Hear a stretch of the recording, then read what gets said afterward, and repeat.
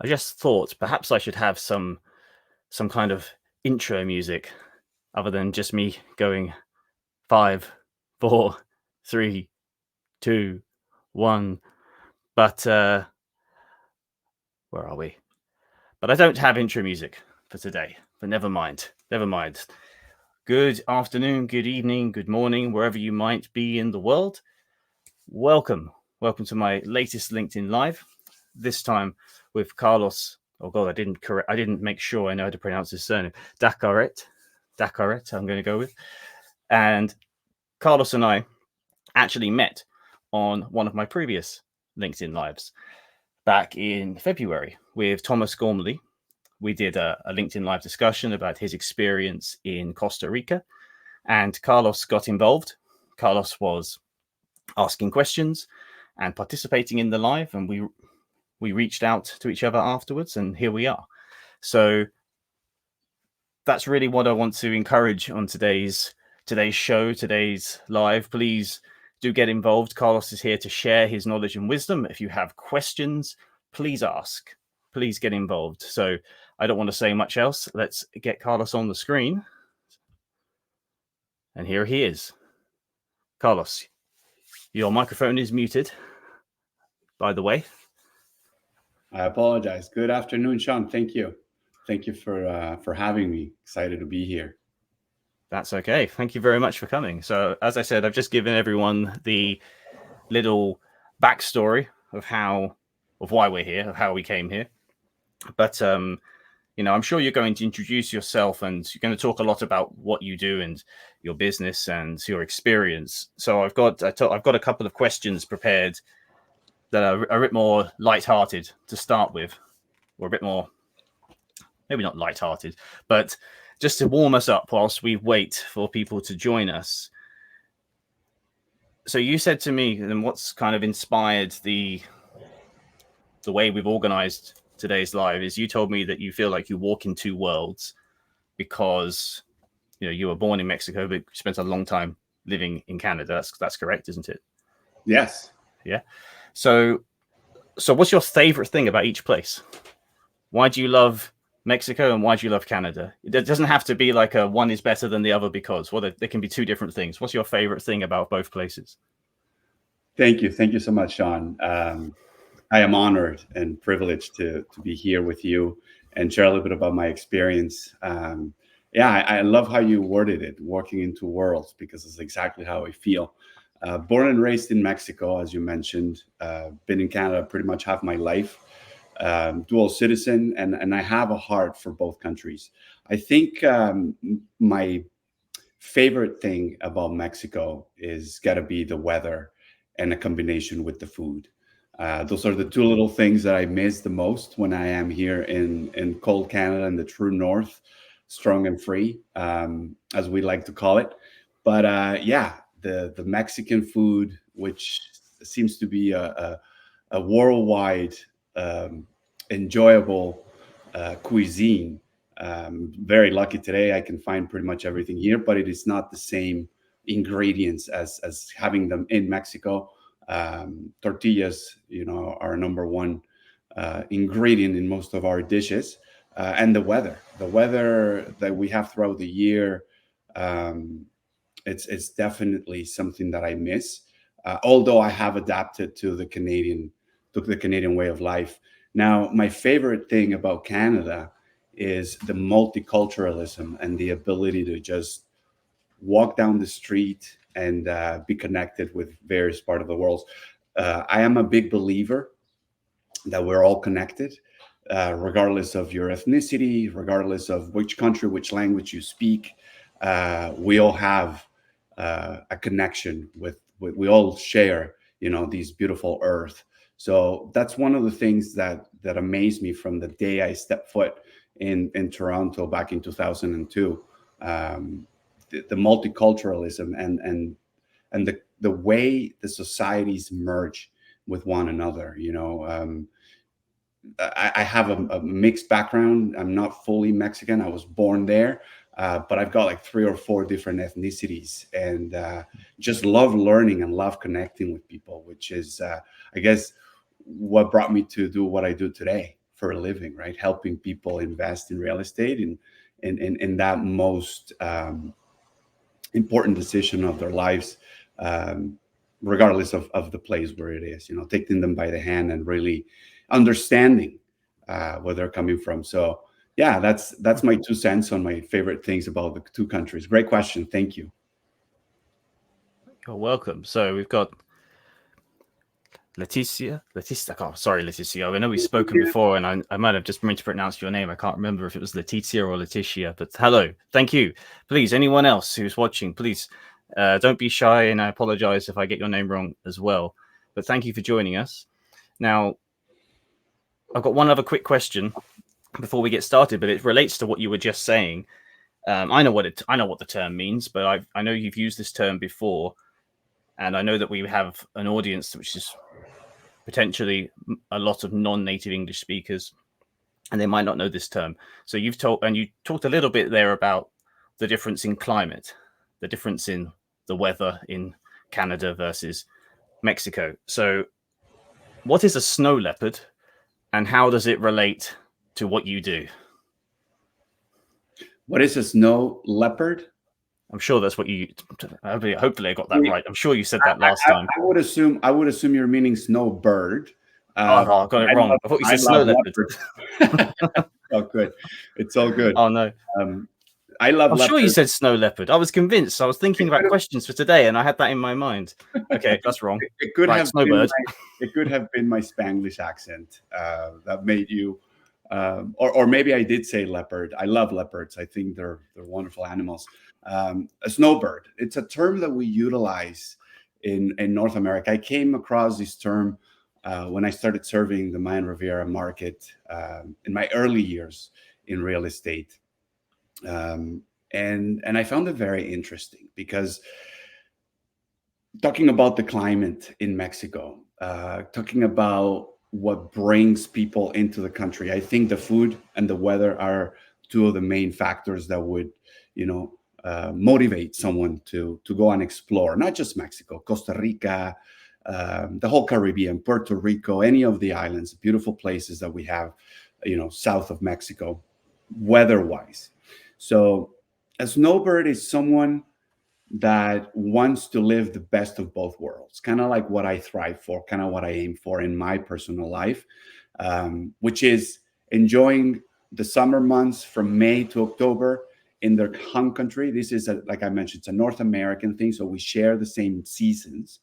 And then when it gets cold, coming Thanksgiving, October or November, they fly down like the geese. They fly down south looking for the warmer weather, and the ability to be able to stay in Mexico and feel like you're at home. Being able to go to a Walmart or being able to go to a Costco, but also have all of the unique things that make Mexico so special. Food, weather. So a snowbird in small worlds it's someone that flies away for the winter, that does not want to deal with temperatures below zero, and it's able to spend 5 or 6 months of the year in a condo that they own or they rent. Not a lot of these snowbirds are directly investing in Mexico, but there is a ton of people on a yearly basis that fly into Cancun. We're looking at, after pandemic, of course, pre-pandemic 2017 was our peak, but post-pandemic, we're hitting nearly 60 million visitors that come into Mexico. So not all of them are North American. The snowbird term or snow leopard term may be not fully understood, but it is just someone that wants to enjoy the warm weather during the winter months, which are the most comfortable in Mexico. Living in Mexico during the summer, even spring, could be a little too much for most North Americans, because we do have really, really warm summers, and there's not a lot of rain happening in those months. So yeah, I love the new term. I think we're gonna make it official. Snow leopard or snowbird, you choose, right? It's quite embarrassing, really, because I wrote that question down to help people follow this, and I probably just confused them even more. We should get started. And before we do, I just want to apologize to everyone. There seems to be a slight problem where I'm not getting, I can see on the main, I've got two windows open. I can see the comment. There are more comments than I can actually see on this screen. So I can't put people's comments on the screen. But to everyone who has said hello, thank you very much. Good evening, Yulia. Good evening, Erini. Good evening, Gianluca. I don't know why, but good evening, Rabia. I can't. They're not coming up on my feed for some reason. So apologies if I miss your comment. I'll keep checking, and I might just have to read them out like that. But we should get started. So this is a first for me. I have someone who has brought a presentation, who has brought a plan, who is going to take the lead and share with everyone what they need to know about Mexico. So you've already started, well, not just Mexico, but a specific part, the Mayan Riviera. Yep. So I'm gonna just hand the reins over to you, Carlos. I'll interrupt every now and then to ask a question, or if anyone else has a question, please leave a comment and I will ask it for you. So when you're ready, please. Thank you, Sean. I appreciate once again the invitation, and I would like to invite everybody in the audience to ask questions within the chat. We'll try to follow up and engage with you if you have any specific questions on the different topics. I have created a presentation because I'm a visual learner. I like to learn visually, and of course, that picture that you see on the screen right now, that's my vision board. That's actually my Zoom background, my virtual meeting background, which I chose not to utilize today. And just I think the suit was making the green screen a little bit fuzzy. So that's technically the Mayan Riviera, right? The sunset, the warmth, the swimming pools. We don't necessarily sell real estate. We sell a lifestyle. When we're representing someone in the Mayan Riviera, everybody has a different niche, a different thing they like to do, and we have a bit of everything. That's the beauty of it. And Mexico is a large country, so I invite everybody that if you wanted to learn more about anywhere, not just the Riviera Maya in Mexico, to reach out. You'll have my information, and you can always reach out to Sean or connect through LinkedIn. If you don't mind, Sean, if you could go to the content. The next slide, please. I've created just a brief summary. I want to keep it short and sweet. I don't want to take over the entire conversation. Like I said, I would like engagement from the audience if there is some interest in asking any questions. But today what we're going to be talking about is a deep dive within the Mayan Riviera market. We're going to analyze the key factors for investment.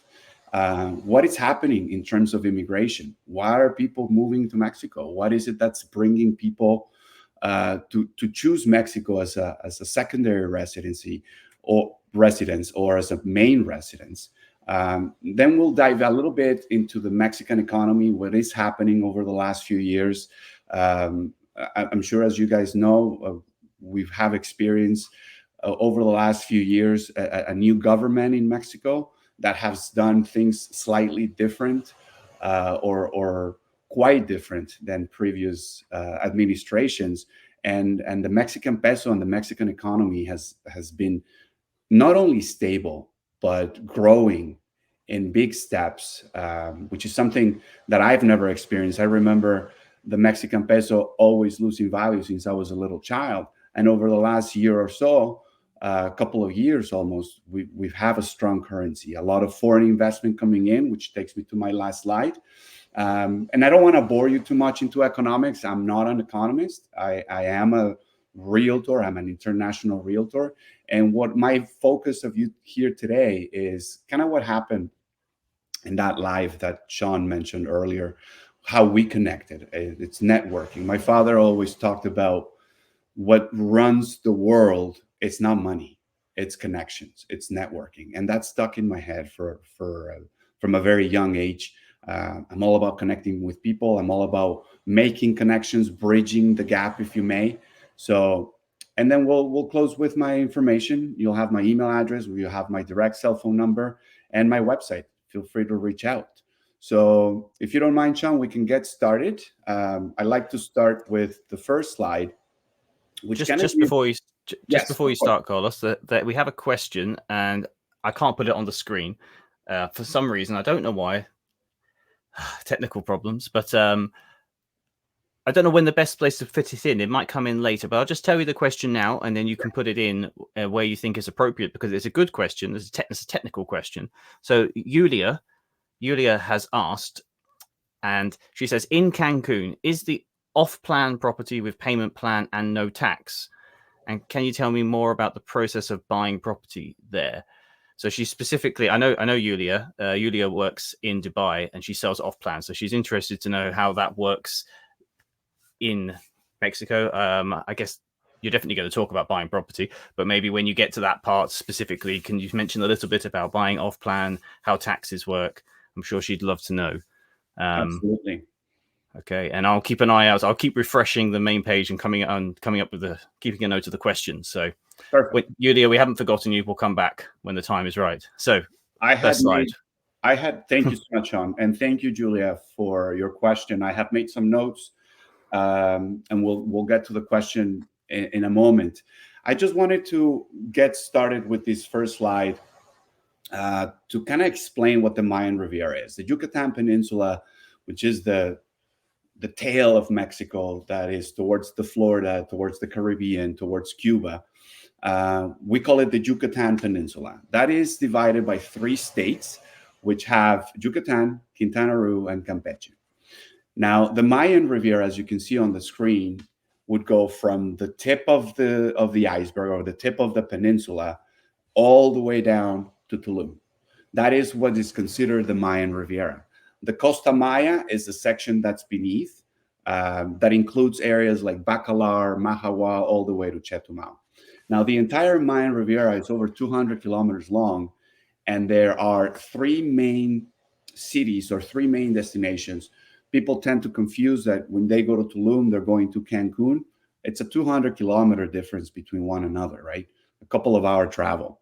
So I'm very excited today to just dive into the Mayan Riviera because of its prime location. It's one of the newest areas that's been developed within Mexico. It's actually our newest state out of the 33 states that we have in Mexico. It's our newest state, and there is so much room for growth and potential. And on top of that, one of the most fabulous beaches that we could offer. White sands, palm trees, summer-like weather all year round. So I like to focus today on the main market dynamics that drive the real estate into the Mayan Riviera. So the number one driver, I would say, is the return on an investment. So you're purchasing a property either for personal use as a snowbird or snow leopard. Or snow leopards, don't forget. Right. I love the term, man. I really love it. As a matter of fact, just of a side note, the leopard and the jaguar are actually Mayan animals, and that's my favorite animal. So it was just amazing how you were able to. Maybe I did say leopard, not thinking about it, but there's no such thing as a mistake. It's just creativity. Obviously, I love it. I love it. Obviously, as I was mentioning, either as a snowbird coming down for several months of the year, or just as an investor, our returns could go from 15 to 20% on a yearly basis. That's a gross return. That's excluding all your expenses, and that's assuming that you will be generating just potential rental income on these. There is really no low season in the Mayan Riviera. The occupancy rates rank between 80 and 90%. And of course, the high season, the Christmases, the Easters, even the summer vacations, we're over capacity. There is not enough housing for the amount of tourism that's coming in. And these stats are not just for the hotel industry. These are stats for the entire hospitality. Now, there has been a big competition coming in with Airbnb over the last decade, the world becoming more online and more innovative, where people don't necessarily like to go to the resort because they feel like they go to the resort and they miss out on the country. So you have all of these beautiful places to go to, and most of those places on Airbnb are for investment purposes only, right? The other thing that I like to mention is the price per square meter or per square foot is substantially cheaper than most of the areas that we are connected to within the North American market. You know, if you compare the prices in Toronto, where I also trade, or the major cities in the U.S., it's less than half of what it would cost you to purchase, you know, a condo steps from the beach. So those are the market dynamics that drive most of the business or most of the attention. And of course, there's the locations, as I was explaining earlier. We have Cancun, the islands. We got little towns like Puerto Morelos, Playa del Carmen, which is pretty commonly known. The island across, which is Cozumel. Cozumel actually has a few cruise ships that come in overnight, and they do stops. There constant traffic of cruise ships, as well as in Mahahual, just south by the Costa Maya. There's another cruise ship stop there. Tulum has one of the most desirable beaches. I don't know if you have ever heard of Tulum, or if you've ever seen a beach of Tulum, but it is as raw and as native as it could be, almost a virgin beach. There's really a lot of protection from the government for this particular area because of its proximity to the Siancan protected conservation area just south of Tulum, and also the Mayan ruins. So there's really no electricity. Yeah. Sorry to interrupt, Carlos. My screen went blank. Yeah. And I thought my computer died for a second there. Did everything just carry on? I see everything perfect. The live is going over 20 minutes. Not sure what happened there. I lost everything for 1 minute. My computer went blank. And so if anyone was watching me going like, what's going on? Because that was, okay, that's fine. Sorry, please carry on. That was just a technical problem on my end. Hopefully that's not going to happen again. It probably was that your computer took a little Mexican siesta. Since we're talking about the Mexican culture, it just took a little power nap there. Hopefully it won't do it again then. Hopefully now it's feeling recharged. Yes. So as I was mentioning, Tulum has no electricity, but yet you're paying $800 a night to stay in Tulum, right? It's got a bit of the Mayan Riviera has got a bit of a menu of flavors and different tastes for everything. If you're looking into, you know, doing spiritual healing sessions, an ayahuasca or even a temazcal. You could also be doing water activities, swimming with animals. There's just so much that brings the attention to the Mayan Riviera, which takes me to the appreciation. When you have a constant flow of tourism with a constant investment, mainly North American coming in from North America, these baby boomers. The majority of the clients that I work with are, as we mentioned earlier, either snowbirds, baby boomers, or just international investors that are looking to diversify their portfolio. So when you have an appreciation on a yearly basis, and you buy something, you know, off plan today that's going to be ready in 3 years, your appreciation by the time you close, you're already making a 50% from what you spent to what you're going to be making within 3 to 4 years of delivery. The touristic attractions, that's another thing. We have 2 international airports. Tulum Airport has finally launched. Cancun Airport has the most flights to international cities in Latin America. It's even bigger than Mexico cities, not in size, but in direct flights to different destinations. I'm sure that wherever you're looking, you're joining us from today, whichever country. I heard Dubai, I heard South America. I have some friends from Europe. There is a direct flight from a near airport to you directly to Cancun, and I could almost bet on that. The infrastructure, that's another thing that I think has been bringing a lot of interest into the area. As I mentioned earlier, our current administration has been doing things a little bit differently. The tax money usually in Mexico was going to the wrong pockets rather than being invested back into the municipalities and the states and the infrastructures, and that's continually improving. We have launched the Mayan train, um, which is one of the most innovative um, and significant projects that Mexico has done. They're connecting the entire Yucatan Peninsula, and they're making it very affordable. And this not only would continue to bring more people into Mexico, but it will bring these people not just to those main cities that we all know about. They will bring them to the local communities where you'll get to see the true, authentic Mexican taste of the country. For those that are interested, I see a lot of Europeans doing, hiking and backpack traveling. So this is going to be a 5,000 plus trail of a train under $500 US. So that's going to bring a lot of attention to those secluded areas that will continue to grow. And I'm currently working with he's a friend of high school that purchased a few years ago. He purchased a few pieces of land in Bacalar, and we are located really close, within a 15-minute walk from one of the Mayan train stations. So now we have opened a different kind of worms where we thought we were 10 years away.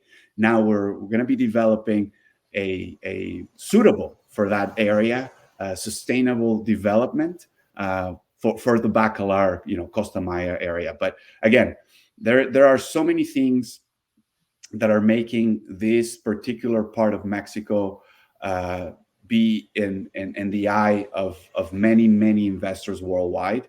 I feel like Mexico not only has a worldwide name because of its cuisine, but having the infrastructure of being almost like, I like to look at it as being best of both worlds, because we're still North American, but we're also part Latin America. So we have that warmth, we have that.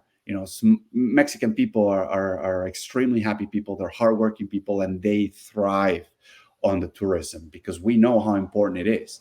And when someone that is not from Mexico comes and loves your country as much as they do, we just love it even more. So I don't know if there's any comments or any questions regarding this topic. I could go on and on and on. I'm very passionate about this part of my career. But I think I cover most of the areas. Sean, back to you. I'm just checking now, and we don't have any more questions at the moment. But I do have a couple of I have a question, and I think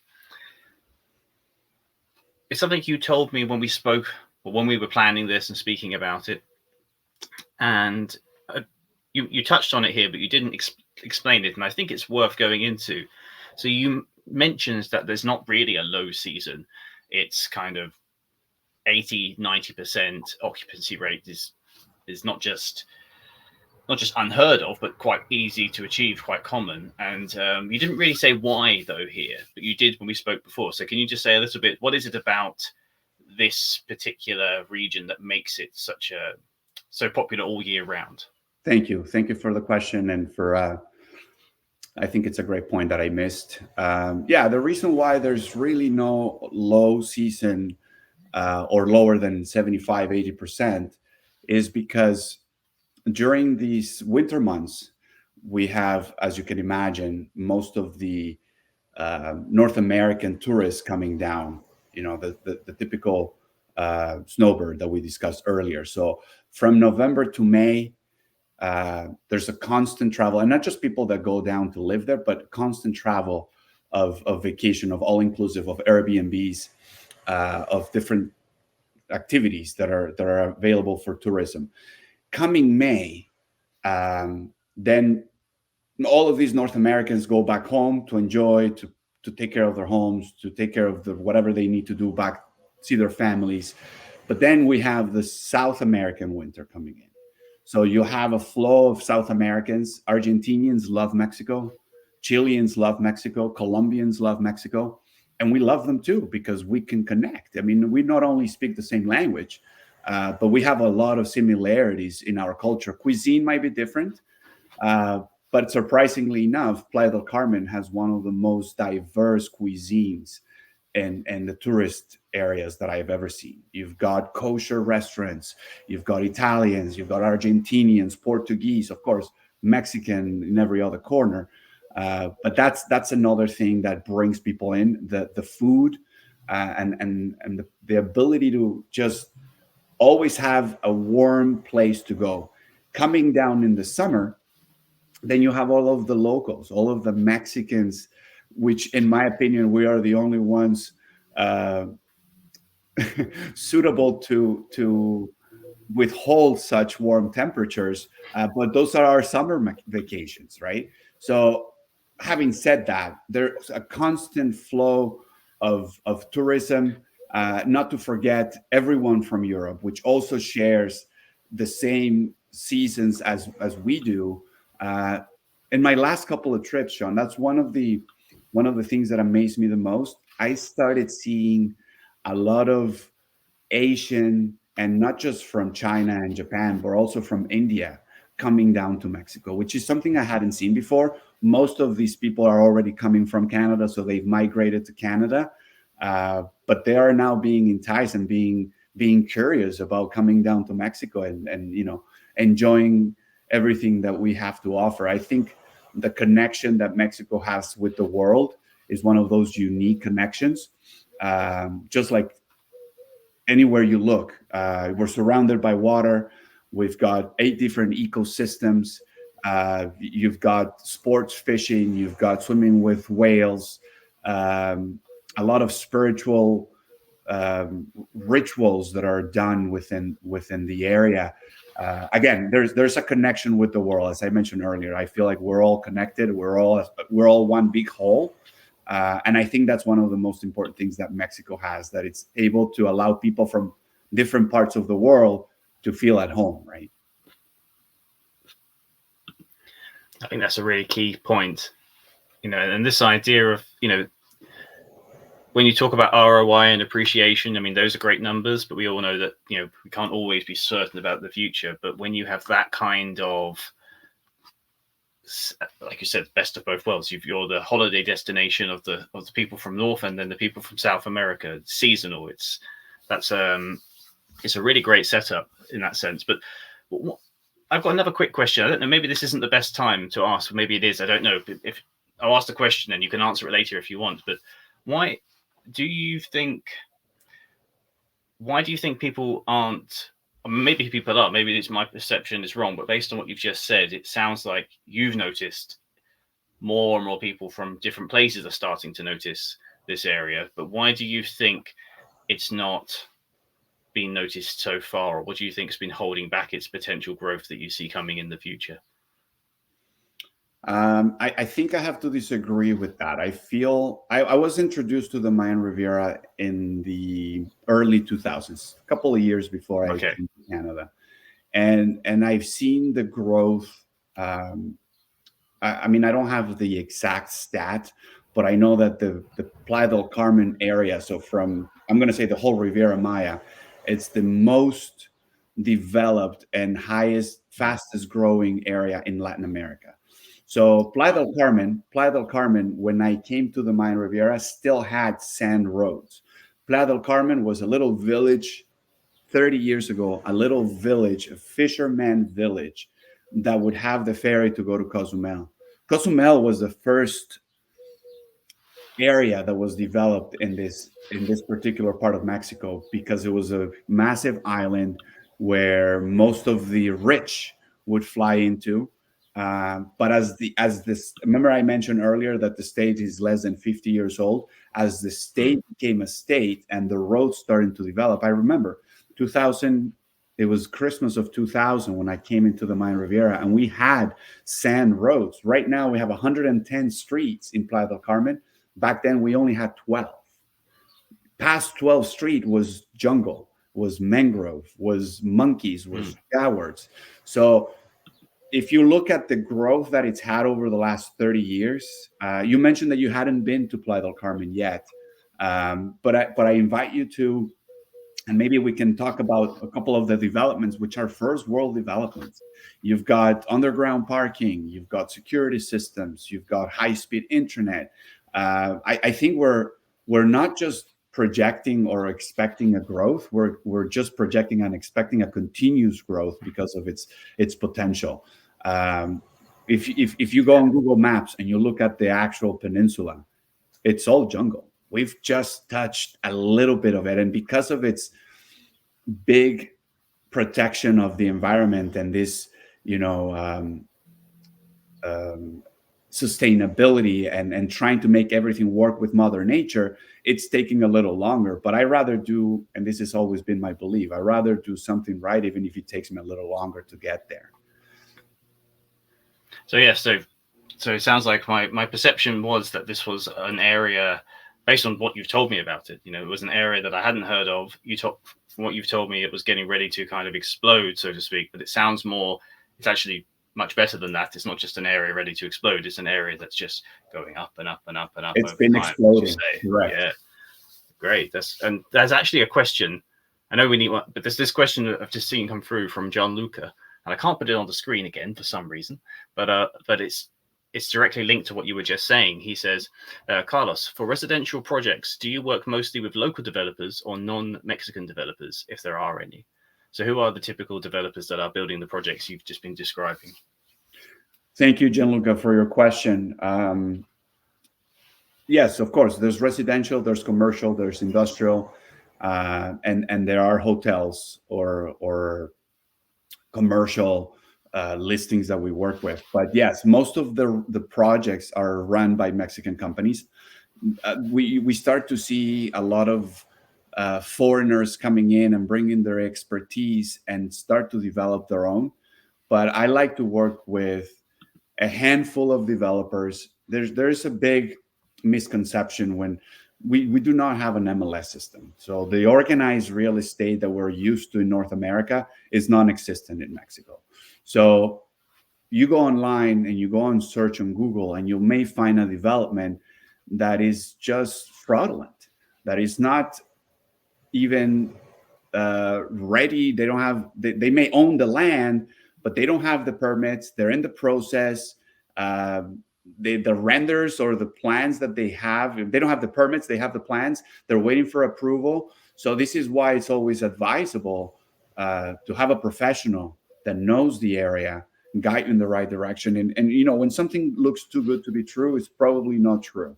And the beauty of this new modern world of technology and information has its pros and cons, right? We're able to do things like this, you in England, me in Canada, broadcasting to the world, and we're able to find so many things online. But unfortunately, not everything we see online is for sale. And another thing is, not everything that's for sale is online. So having someone local that has the connections with the developers, that will deliver a quality product. We could find a very affordable option for your client, but we want to make sure we're protecting their interests in the long run, right? If we know that developer is cutting some corners, and they may not deliver what they promise they will deliver, I would advise against it. Making sure that we're fully understanding what the whole intention and purpose of the investment. If someone wants to live there, and it's important to be certain areas or certain qualities of the building itself, it's completely different than if someone just wants to generate return. If it's not going to be for personal use. So yeah, I mean, we have projects throughout the whole peninsula, but we do have connections in other parts of Mexico, like Puerto Vallarta, Los Cabos, Manzanillo, Acapulco. Our brokerage has connections throughout the country, only with high reputable builders. That are. I'm not saying they will not have a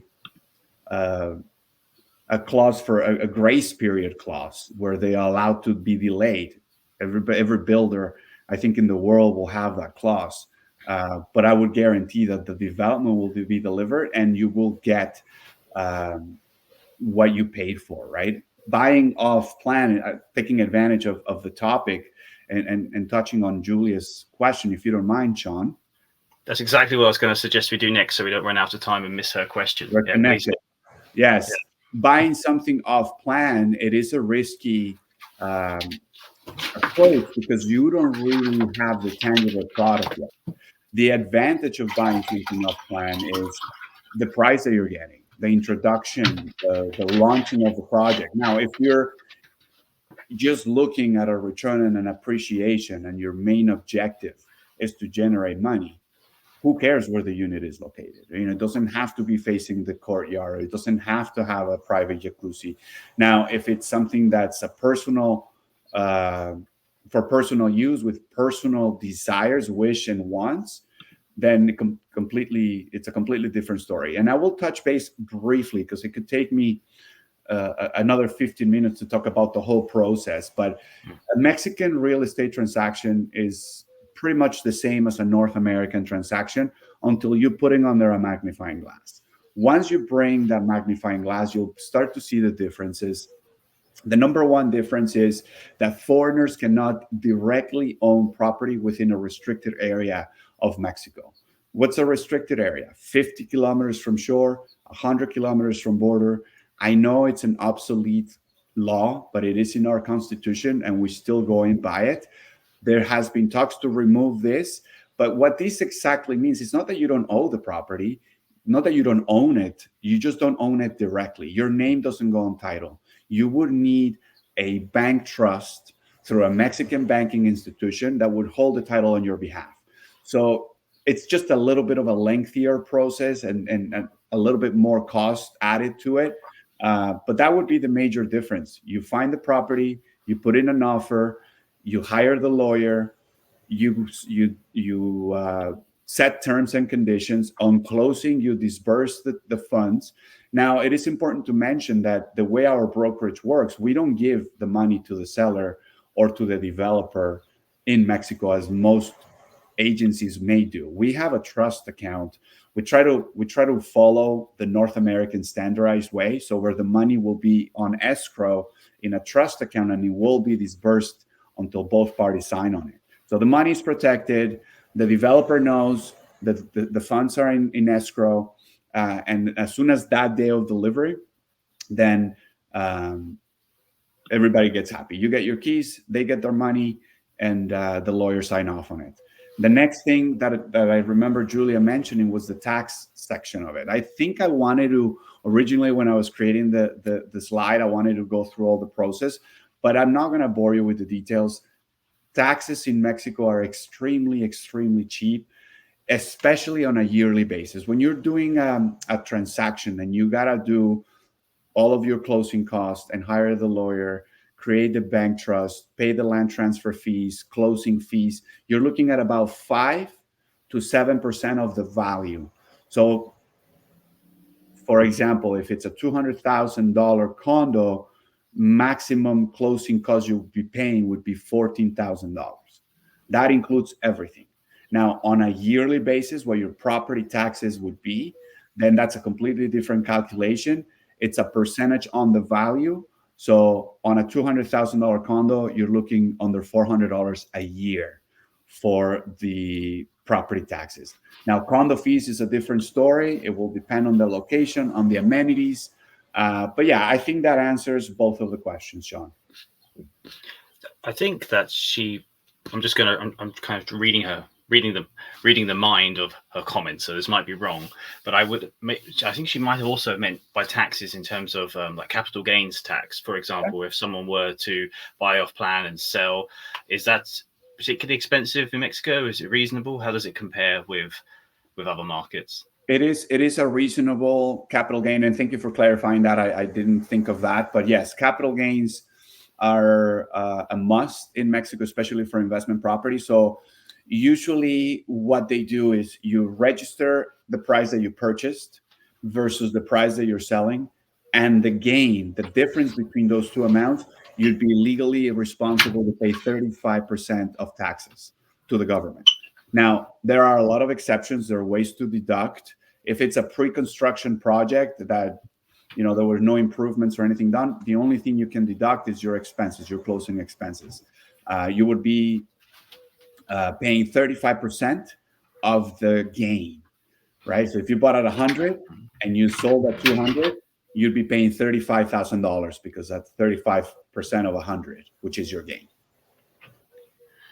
Okay, thank you for clarifying. So, wow, we've I thought we did quite a good job. I thought you did quite a good job of cutting out a lot of the extra information from the slides so we could get everything done. But I apologize. I've been asking so many questions. I love it. I think. we can maybe we can still keep going. I mean, people don't have to stay if they need to go. They can come back and watch it later. I would say maybe let's just try and get. We got less than 10 minutes, I would say, and get as much of the best information, most important information in. So, what should we look at next? Should we go to the next slide? Or we can go to the next slide. Important? And what I wanted to mention, Sean, is that a lot of the things that we've discussed already are part of this next slide. We talked about depreciation. We talked about the occupancy. I will try to skim through the slides so we're mindful of time and respect everybody that has made it and your time as well. So the other thing remember as well, this stays up on live online. People can come back and watch it. They can come back, pause it, read the information. So you don't need to go through every detail. Just whatever you think is most important. Absolutely. And I think we might have some more comments. Sorry, I'll let you carry on and I'll check the comments. I'll just touch base briefly so we can move on to the next slide. The cost of living and expenses. Mexico is a very affordable place compared to what we're used to. I actually added a little chart there, and I'm not sure if you can zoom in or not, but the very right above the cost of living, it's a comparison to the New York City cost of living at 100. So the very far on the right one, that's New York City, and then the very first one is Cancun. So we're at about 28% compared to the cost of living in New York City. The market itself allows also for the expenses to be minimized. I mean, we talked about the property taxes being cheaper, the maintenance fees being at about $2 to $3 per square meter. So on a 1,200 square foot condo, you're looking at $250, $300 on a monthly fee. So it's pretty affordable. Gasoline could be a little expensive in Mexico, but again, distances are not as wide and as long as in the US and in Canada. And most of the insurance providers will work in Mexico. We have great health system. You could walk into any hospital and get any service done privately at a very affordable price, which is also something you could claim through your insurance back home, right? I've always advised my clients to travel with insurance because you don't know what could happen in those 5-6 months they're down south. And another thing that I like to mention is the natural beauty and the strategic location. I think we mentioned the international airports, the government incentives that are being brought into the area, the constant improvement of infrastructure, better roads, underground services.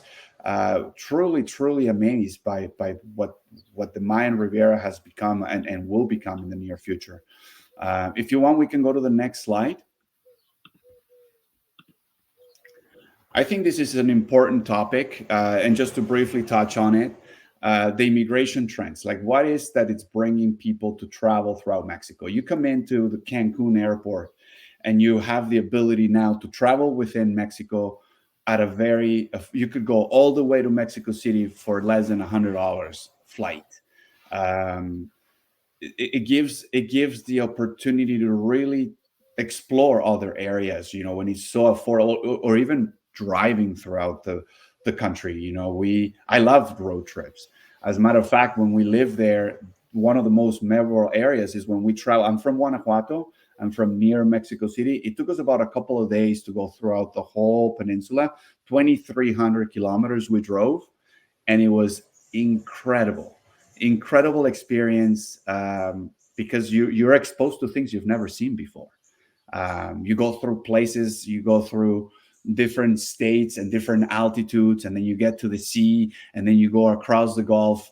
There is actually a highway that goes right across the Gulf of Mexico for 200 or 300 kilometers. That was one of the most amazing memories I have, and I'm sure my kids remember that well. We mentioned about the influence of expats coming into Mexico. That brings the quality of life a little bit to a different level, right? Um, we tend to have a mixture of tourism, as I mentioned before, which is also something that I think brings immigration more into the picture. I work with a couple of real estate, or sorry, immigration lawyers that help my clients if they want to pursue a residency. A lot of the times, you know, people don't know that they want to live in Mexico or what options they would have, but it's so simple to become a resident for the time that you're there. And on top of all the benefits in terms of taxes and paying for services when you're a local resident, which benefits them as well. So yeah, I mean, the immigration portion, I have a couple of notes here. But I think in conclusion, it just has a profound impact in the real estate market. The influence that it brings in and the increasing population. I think the last time I remember the stats on the census in Playa del Carmen, we were getting close to 500,000 people. And I would comfortably say that 50% of those people are not Mexican. They're from another country, which is a pretty impressive number. And not what I think most people would expect. I All you know. ever hear, at least in the English-speaking media, is about the immigrants leaving Mexico. There's a reason why that number. There must be a reason why that number is high, but we haven't got time to go into that, have we? Did you want to go to the next slide? Is it the last one Yes, now? please. Yes, please. I just to touch base on what you said, I think what people pursue is that Mexican dream. Everybody knows about the American dream. I came to pursue the Canadian one, but living the Mexican dream is something that a lot of people are starting to do. And once you try it once you go down there, I'm sure there are people that have mixed feelings. Which one's better? Costa Rica, Mexico? Nothing is better. Everybody has a different approach, and everybody has a different. We all have different things to offer, right? I have not had the privilege to go to Costa Rica, but I have worked with realtors in Costa Rica. I mean, I connected with Thomas after your LinkedIn Live, and the properties and the sustainability that Costa Rica offers is a completely different market, right? Costa Rica being part of Central America, having beaches a little bit different. They have rainforests, where Mexico is a little bit more spread out. We're talking about the Mexican economy, and I just want to be, again, mindful of time. We're going on 50. I cannot believe that we've been chatting for 53 minutes. About serious topics as well. We haven't gone off topic really, have we? We've stayed on, numbers, investment, the important bits. Yeah. Please keep going. As I say, I would have to stop in a few minutes, so let's keep it going. Sorry about that. The last couple of slides also have some information that we already discussed. The Mexican economy has been growing, and we have an expected GDP growth up to 3% this year. There is a big consumption of investment, construction, auto production. I currently work, I think I mentioned this on our previous meeting, I'm currently working with Asian investors coming into Mexico City for the factory and infrastructure and assembly, of scooters. So because of everything that's happening in the world, Chinese are looking at Mexico as the bridge to put the product everywhere in North America. We have tax exemptions. So I believe that the Mexican economy today is the best it's been in my time. I'm not sure about it before the 80s. I see a lot of growth. The pesos are being spent where it belongs, and it reflects on the strength of our peso, on the flow. I know that when Americans and Canadians today, they go down, they're like, man, Mexico's getting expensive. It's not that Mexico's getting expensive. It's just that the peso's getting stronger. So they have to, it's going to cost them an extra 20 to 25% from what it was on previous years. So Yeah, Mexican economy. As I mentioned, I'm not an economist, but I do follow the trend, and the real estate market is one of the crucial drivers of the growth in these certain regions of Mexico. And I believe the last slide will talk about the foreign direct investment, which also it was part of our conversation earlier in the meeting or earlier in the live, where we see people from all over the world. I always looked at China as a competition for Mexico because we are like the Chinese of the West. But looking at the partnerships of Chinese coming in, Tesla opening up all their plants down in Mexico. You've got American brands, Canadian companies as well, looking not just the cost of expenses, but labor is extremely cheaper compared to what they pay in North America. So it just gives confidence into the international cash flow to come into a sustainable, a stable, and developing country. Mexico has always been, I feel, and I might be wrong, that might be my perception. I feel like Mexico's always been included in that third world country or developing country, where I think Mexico is one of the top countries, and we have the potential with a good administration, with a good government, with a good guidance from our leaders, to become, a prime provider of the global economy, right? As you probably know, if you like avocados, 80% of the avocados are exported from Mexico. Limes, bananas. Mexico it's a bit of a jack of all trades. I know the main focus of the conversation today was in real estate, specifically focus on the Mayan Riviera because that's my area of expertise. But when you look at Mexican economy and the different flows of investment that come into the country, we're big on agriculture, of course, tourism, real estate, but also manufacturing. Mexico is and will be one of the most important countries in the development of North American economy. I'm excited to see what will happen with this year's elections in the States, and we have elections in Canada coming up as well, and then Mexico. We'll see what direction we're going to be moving towards. But yeah, I mean, at the end, I think if you're interested in learning more about anything we discussed today, on my next slide, you will have all of my information. Feel free to reach out. Feel free to connect through LinkedIn. I don't have WhatsApp on that number, but if you call me or text me on that number, we'll connect through WhatsApp if that's something you like. And I wanted to leave it open for the last few minutes. Back to you, Sean, if there are any other questions or anything else you want me to touch on. No, I think I'm very sorry that we have to end in a moment because I have another appointment on the hour. I did think that I was booking things a bit close, but I thought we'd be okay. It's been great for me just to sit back and just to learn. That's how I've been. I mean, that's how I've been treating this in my mind. I'm here just to learn, and it's been great. It's really interesting because even though we have spoken about all of this, and I saw the slides and we talked about it, I still feel like I've only started to scratch the surface of this, and there's a lot more information.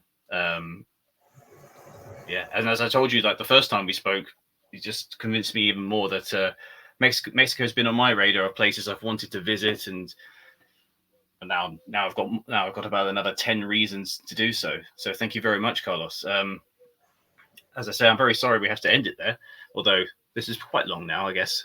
I don't know how many people have stayed with us, but everyone who's left a comment, thank you very much. We've had some thank yous in the comments as well for the questions you asked. So I think you hit the nail on the head with your questions, Carlos.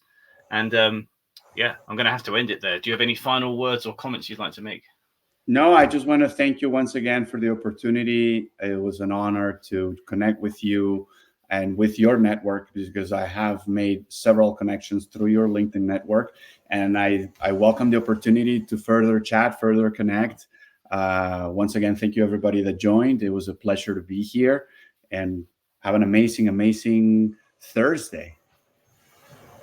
And as you rightly point out, this happens because you came to my last live and left a comment. So, as you said, you never know what's going to happen on the internet. There's so many possibilities these days are amazing. So thank you. Thank you for your presentation. And I'm going to have to end the stream there. Thank you, everyone who joined us and left your questions. We've just hit an hour exactly. That's the longest live I've ever done. Well done.